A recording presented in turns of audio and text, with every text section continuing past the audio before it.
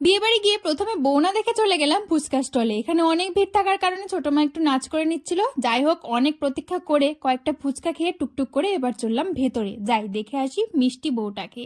বেশ সুন্দর ছিল, এখানে এসে সেলফি তুলতে হবে কয়েকটা, সেটাই ভাবছিলাম। ভেতরটাও বেশ সুন্দর ছিল, বউটা কিন্তু ভীষণ মিষ্টি। আর এই যে আমি, চোখ তুলে দেখো না কে এসে। সবাই নাচ করছিল আর আমার ছোট মা অনেক মজা করেছে। এরপর একটুখানি কফি খেয়ে চলে গেলাম খাওয়ার জন্য। মেনু কার্ডটা দিয়ে দিল, কি কি মেনু ছিল পজ করে দেখে নিতে পারেন। এরপর স্যালাড, লেবু, ফ্রাইড রাইস, বেগুনি, ডাল, সাদা ভাত, আরেকটা ডাল ছিল, লেবু ছিল, আর ছিল পনির। একটু লেবু চিপে তারপর পনির দিয়ে বেশ সুন্দর করে খেয়ে নিলাম। এরপর চলে আসলো মটন। মটন খেতে তো ভীষণ ভালো লাগে, আর এই পিসটা তো আমার খুব প্রিয়। এরপর চলে আসলো চাটনি, দই, রসগোল্লা ছিল, আর ছিল সন্দেশ। রসগোল্লাটা খাইনি, সন্দেশটা খেয়েছিলাম। শেষ পাতে পান নিয়ে বড় বউয়ের ঘরটা দেখে বাড়ি চলে আসলাম।